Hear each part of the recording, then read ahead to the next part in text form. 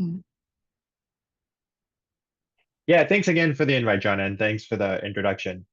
Excited to be here to chat about some of our work towards foundation models. I feel like foundation models as a term has lots of ambiguous definitions, depending on who you ask in terms of like what the capabilities some of these models have.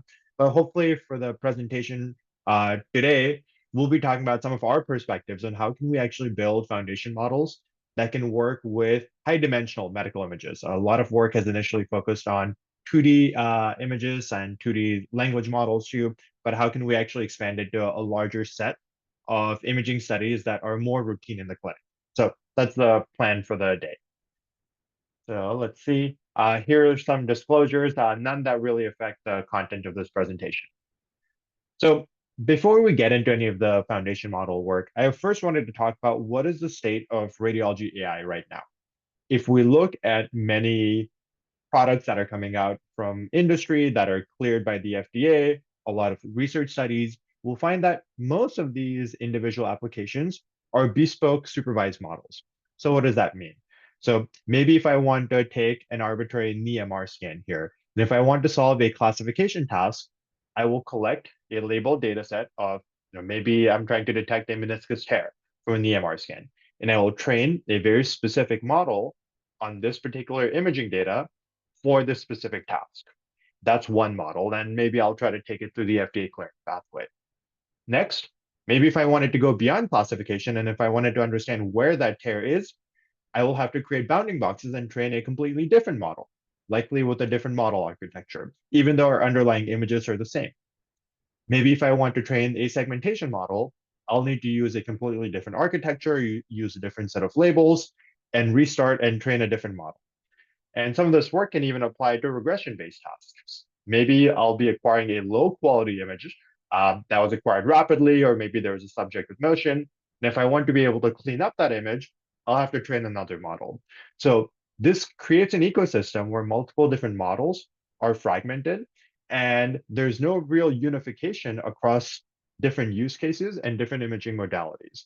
And over the last couple of years or so, we're seeing the emergence of foundation models that can really help us change this paradigm of having one model being able to solve multiple different tasks so that we can leverage the dependencies that exist between these different tasks too. So what is a foundation model? At a high level, a foundation model starts with a large corpora of data. And this data could exist across any modality. It could be text data, it could be imaging data, it could be audio, it could be time series. Any data set that we can really acquire at a large scale, we can use in these models.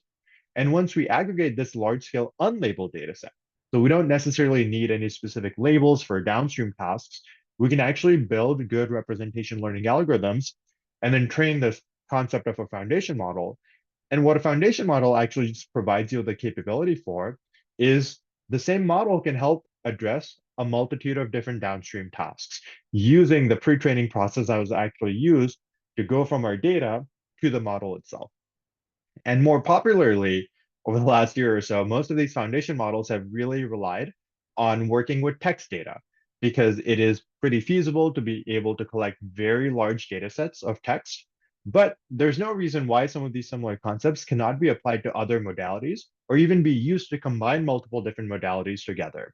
And that, I think, really is the underlying hypothesis for a lot of the research that we do and some of the hypotheses for this presentation that in radiology data specifically, language itself can serve as a strong prior for learning better image representations.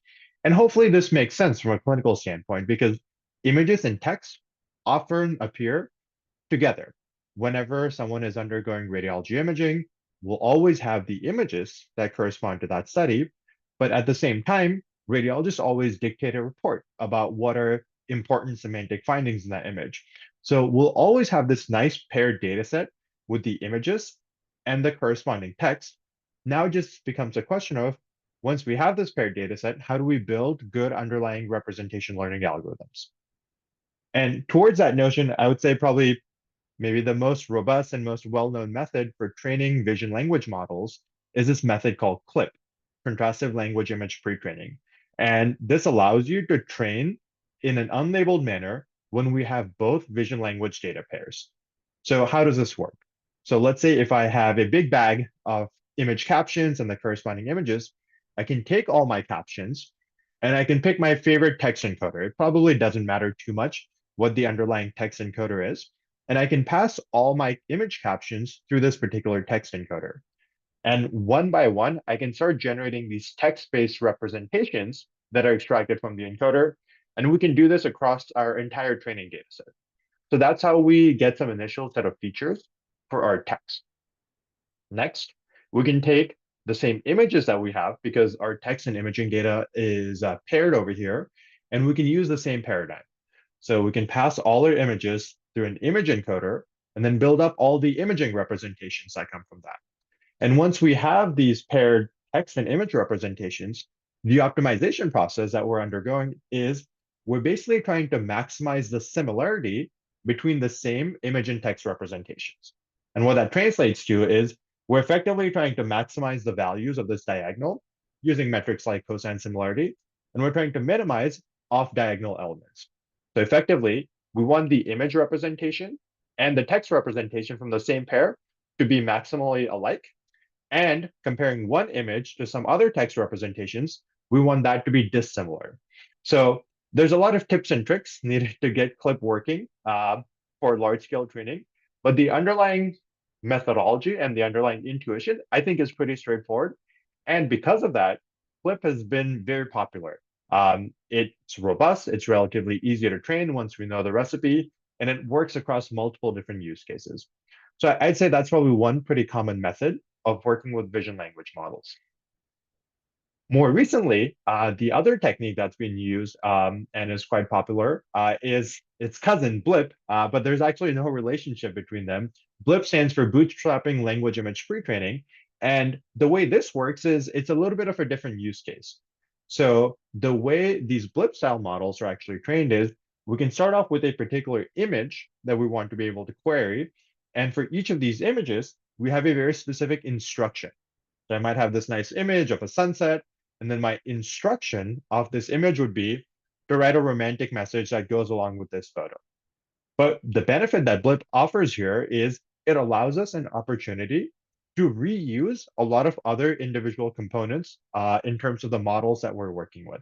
So here, we can start off with a pre-trained language model, and we can start off with a pre-trained image encoder that's actually capable of interpreting what's in that image. And we can keep that entirely frozen. We don't have to update it. We don't need very large scale compute. We don't need large scale data sets because these models are being kept frozen anyway. And then next, what we're trying to do is we're simply trying to learn a bridge between the image encoder and the language model because we want to take in an image as an input and we want to be able to provide text as an output.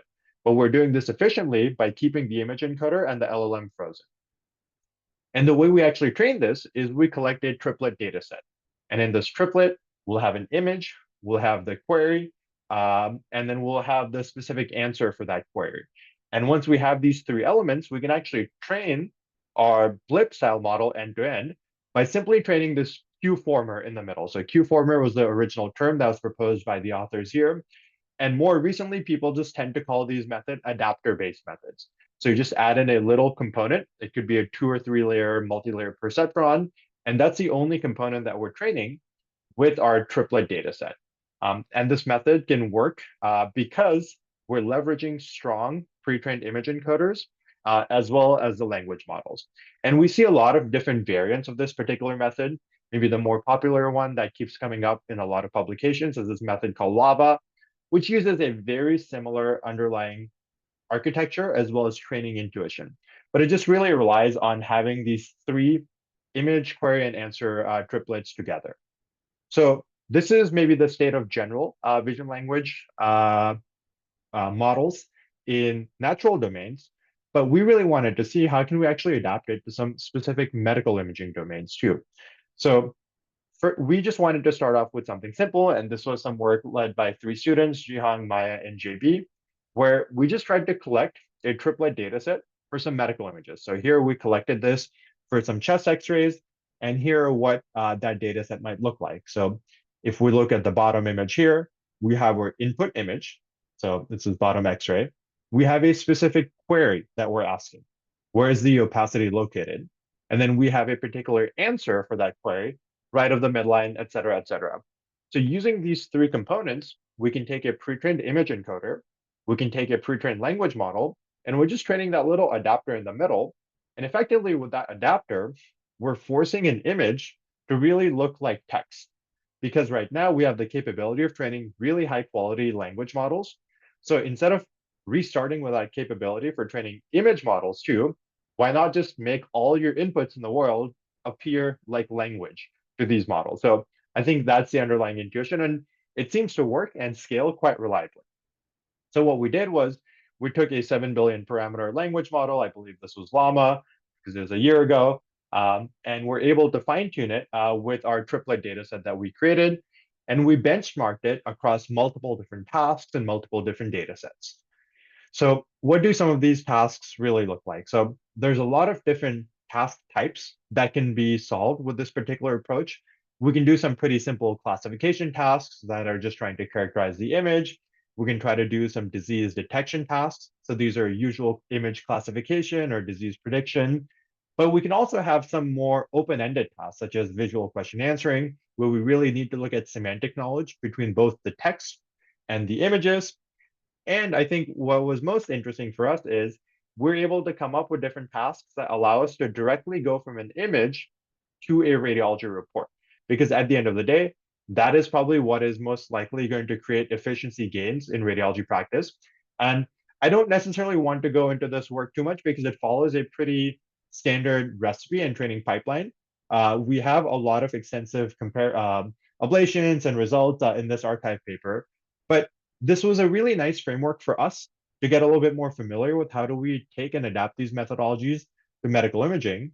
And this is something that the whole field is working on. I think if you look for chest X-ray foundation models, you'll get 15 or 20 papers already. So the field is really maturing to some sort of steady state. But while the field is maturing in this particular state, I still do think that there's two fundamental challenges that the field has to contend with for these vision language models in radiology. The first one is that pretty much all of the models are limited to 2D images. So we mostly see this for chest radiographs. We might see it for some other 2D X-rays, but we don't necessarily have a method to be able to scale this to 3D modalities. And then the second challenge is that these clip and blip set methods, they really work well with short captions. So somewhere between 50 to 100 tokens or so. And that might correspond to maybe like 30 to 60 words roughly. So if our radiology report, for example, is too long, then these clip style methods will just not work. We'll be limited by a text encoder. Even if we're able to train that text encoder, we won't necessarily get good representations. So these are the two major roadblocks that we identified earlier this year. So in trying to respond to some of these roadblocks, we're very excited to be able to train a foundation model with this vision language paradigm for high resolution CT imaging. And this was work led by our PhD student, Louis Blankemeyer. And we're very excited to be able to do this because there's a lot of free work that was required just in being able to collect the right data sets, where we have the images, we have the radiology reports. But for this foundation model that we called Merlin, we're able to train this model on around 15,000 3D CT scans. And we wanted to train in an entirely 3D native manner. So a lot of prior methods take 2D slices and aggregate representations together. I feel like that introduces a lot of hyperparameters that can be removed if we just had the capability to have natively 3D encoders, which is what we did in this particular study. And for these 15,000 or so 3D images, we had around 6 million tokens of radiology reports. And we're able to train this using methods like CLIP, where we take our image and then we can actually contrast it to different parts of the radiology report. And the interesting thing about these radiology reports is, unlike chest X-rays, there's a lot of findings that can occur in a CT scan. So the average length of our radiology reports was significantly longer than chest X-rays. On average, each radiology report was close to 500 or 600 tokens in length, with some of the longest reports being close to 1,200 tokens. So just a lot of dense semantic information. So this made for a little bit of a challenge in actually training our models well. So what we decided to do was, at another stage of pre-training, using EHR data elements too. So we use the International Classification of Disease diagnostic codes. And if folks are not familiar with them, basically ICD is a nice ontology of pretty much every disease that someone can have. And this is how disease status is kept track of in a patient's medical record. So what we did was we basically assigned ICD codes to a particular patient and their particular imaging study. So if I were to come into the hospital and get a CT scan, during my stay, a whole host of different codes would be assigned to me. So the first stage of our pre-training was just to take our image and try to predict all those particular ICD codes. And we don't necessarily think of that as a useful downstream task, but it was a weekly supervised model just to be able to build up a good vision encoder first. And then we can use that vision encoder for a clip style training afterwards. And once we did our training, we're able to evaluate on 5,000 studies from our hospital, as well as 5,000 studies from an external hospital, just to see how well some of these methods generalize. So maybe as just an overall schematic for this Merlin Foundation model, as I described, the first stage really focused on training this image encoder with specific ICD codes. And the goal was to be able to build up a really good representation for this entire 3D image. And then we're able to perform our clip style training with a pre-trained biomedical text encoder too. So in this particular study, we used a clinical long format. But now if you recall, one of the challenges that we typically have with contrastive learning with long captions is if you just try to contrast a long caption with an image, it's actually really hard to be able to learn all that density of information.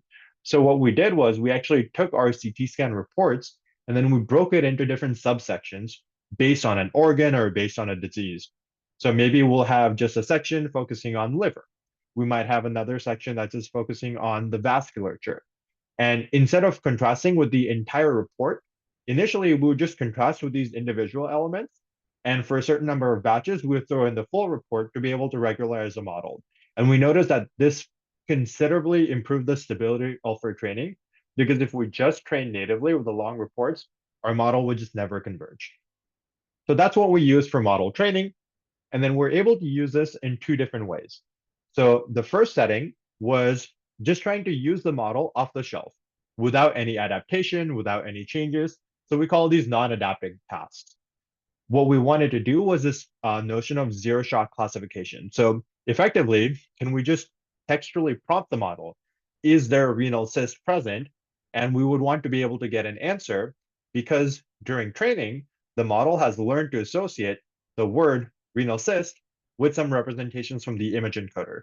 So we just really wanted to see how well these representations worked. Next, we look at phenotype classification, which is basically, can we predict the ICD codes that would be assigned for a given person? This was based on some of the pre-training that we did. So for example, here we're looking at fatty liver disease that a patient might have, which is quite apparent on an image. So we want to be able to predict the ICD codes that should be assigned to a patient. And then we also looked at multimodal retrieval. So effectively, if we had a big bag of multiple images and another bag of all the reports that correspond to the image, if I pick out one image, what is the likelihood that I can pick out the corresponding report from the other bag and vice versa? So this is all that we can do off the shelf in a zero-shot manner. But then we can also adapt the model because it's a really good encoder as a baseline. So we wanted to be able to see, can we actually predict future diseases for these patients? So if someone is healthy at baseline, can we actually use some of these imaging biomarkers to understand what might happen to them in 5 years or 10 years time? And we're able to use limited supervision to be able to accomplish this task. And one of the other tasks that we solved was this notion of radiology report generation. So here, we use that blip style model too. We have a really good image encoder, and we have a good language model, something like a llama, where all the weights are available. And we just train an adapter in the middle to be able to convert our image directly into a text output.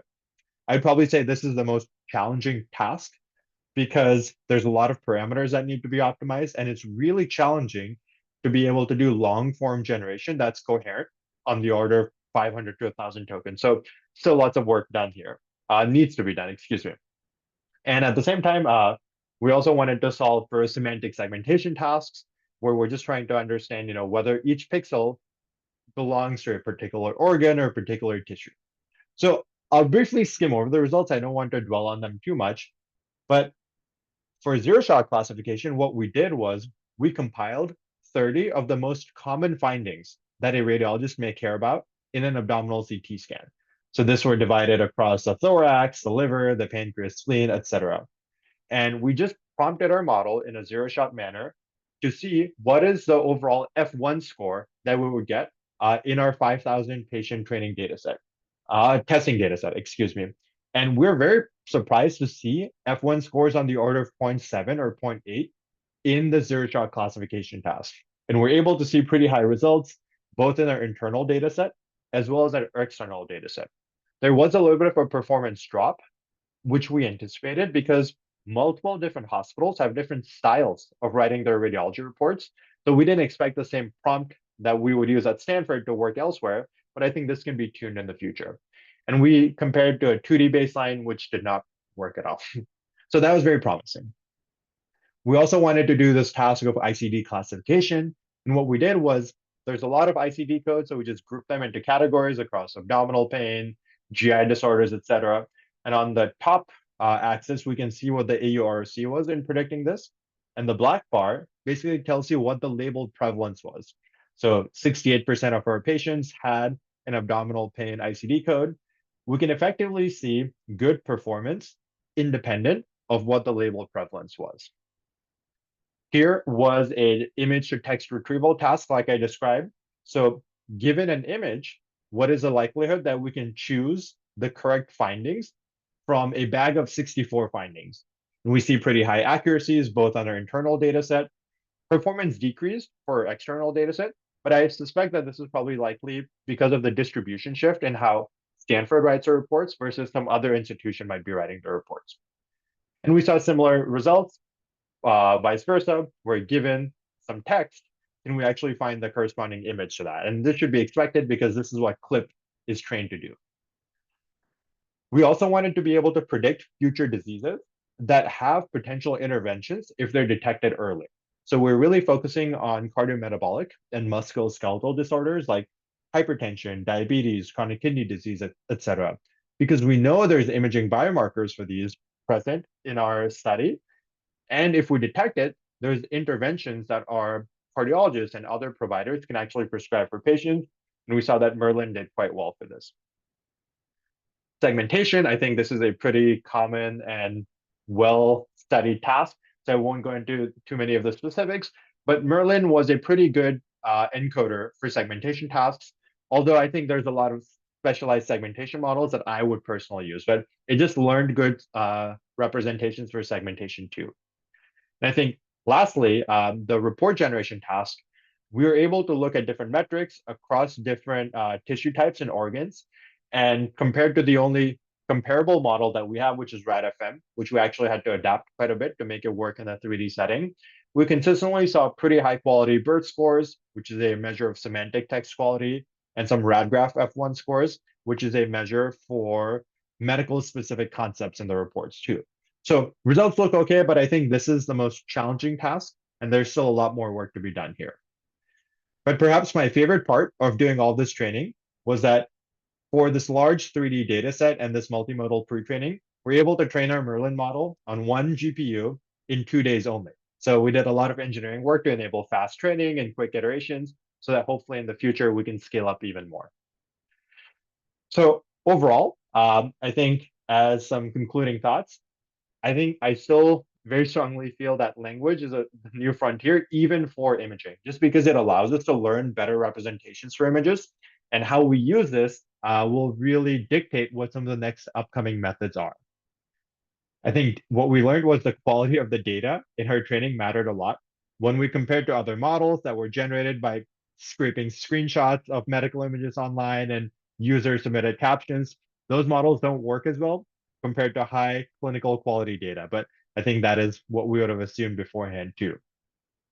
And I think these foundation models provide a lot of capabilities, but they're only as good as how well we can evaluate them and what sort of benchmarks we create. So for all our tasks, I think we need to rigorously evaluate these models more, because at the end of the day, just because something is technically interesting doesn't really make it clinically useful. So I think we want to try to strive a balance towards that. So like I described, all the models that we develop in our group are completely open source. People can download the code, and the model weights for Merlin will be coming soon.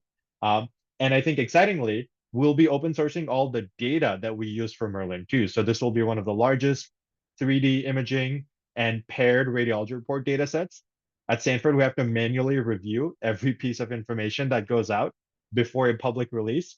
So we're working through manually reading all 25,000 reports. So we hope to get there in the next month or so. And with that, just would like to acknowledge my group and some of our funding sources, and open to take any questions. Thank you so much. Thank you. Really great talk. Yeah, we have people on Zoom and people in the room, so feel free to raise your hand with questions. But I want to ask one quick question, a non-technical question. Yep. So, just to pick on one of your results, for example, the image text retrieval, I was curious, like, what do you think is the level of accuracy needed before radiologists would start to adopt some of these techniques? Like, is 0.696 strong enough to be a useful tool? Yeah, I think it would really depend on what task is being solved. I actually don't think that retrieval has a very direct clinical relevance. I think it's a really good proxy for understanding model behavior. But the one context that we've recently started looking for retrieval-based tasks is in oncology. What we really want to be able to do is, if a patient is coming to the Stanford Cancer Center and is maybe a challenging or complex case, a lot of our clinicians, the way they think of a treatment plan is, oh, this patient reminds me of another patient I treated 5 years ago. So I might try to see what their outcomes were and see what I prescribed. So how can we formalize that a little bit more? If a given patient has a particular embedding at test time, can we compare their embedding to prior patients whose outcomes we've known to be able to create this patients like me approach?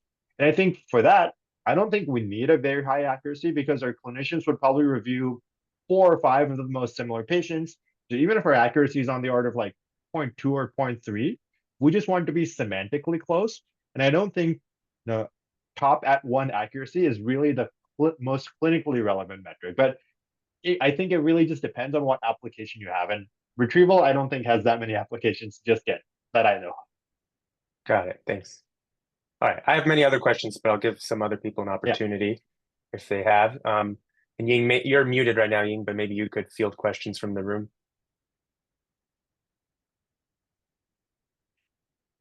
We have some audio issues, so can you still hear me? Yeah. Do we have a question? Yes, okay. Sorry. I should on to. Could you hear that or no? No. Maybe you could repeat the question, Jay. Yeah. Go ahead and ask it and we'll translate it, or come up here. Oh, Jack, thanks. Hey, sorry about that. This is Vagesh Narasimhan. Sorry, that's probably easier for you to see me. So my question is, when you're trying to predict outcome of disease, say for all of these interventionary diseases that are with possible interventions, are you predicting disease incidence or just 1 or 0, whether they have it or not? Because of course, when you take imaging, it matters when you take the image and when these things come out. And if your data set has been trained just on outcomes alone, maybe you're learning correlations that arise after someone had a heart attack or after someone had osteoporosis and not something before. Yeah, so we're predicting the future incidence of disease. So basically for this particular experiment, at baseline, the patient is free of a disease. So I'll pick on hypertension. So when they actually undergo the CT scan, there is no ICD code for hypertension that's assigned to them. And then the labels that we're trying to predict is, does that patient in the next 5 years actually go on to develop new hypertension? So we really want to be able to look at the future progression of disease. And the reason we choose all these diseases with that particular perspective is there's a lot of comorbidities. So if you have risk factors for hypertension, you probably have the same risk factors for diabetes. You probably have risk factors for chronic kidney disease. So I think maybe to briefly answer your question, we want to start with healthy patients and see who are at the highest risk for developing a future disease, because then we can directly have our clinicians trying to intervene. And we're lucky enough to work with many cardiologists who want to be able to treat patients better. They're very open to using new tools. And we actually have some ongoing clinical trials actually with a different set of studies that actually try to find high-risk patients and actually prescribe them the right medications or go on with follow-up testing. But we still need to do a little bit more work to be able to get there for this work. But that's exactly the trajectory that we want to be on. Got it. Another, when you're training these things and you have the sort of text labels for these images, they are coming from a time, there's a time differential between these, or like, how are you acquiring these pairs? Yeah, so the image and text is effectively the same snapshot in time. So Got it. I will get some imaging done today, and I think we are legally required to be able to turn around those studies within a few days or so. So you can effectively think of them as simultaneous events. So they really are paired. That being said, there might be certain things that a radiologist may not write down in the report that would still be maybe a little bit abnormal. So those are a set of representations I will just never be able to capture because there's Got it. just no supervision to provide. But also that means your image, sorry, I'm taking up all the time. So it also means that your imaging, suppose someone had a heart attack or something, and then you got a snapshot, and then you got the ICD-10 code for heart attack.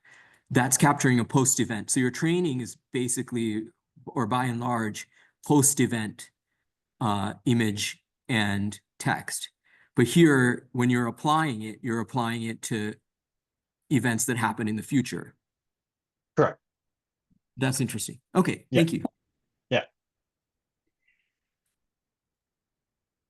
Any other questions? I think that's it. I just stopped recording. There's a question. Okay. Yeah, healthy patient don't have imaging. Yeah, that's a totally good question. This is definitely some sort of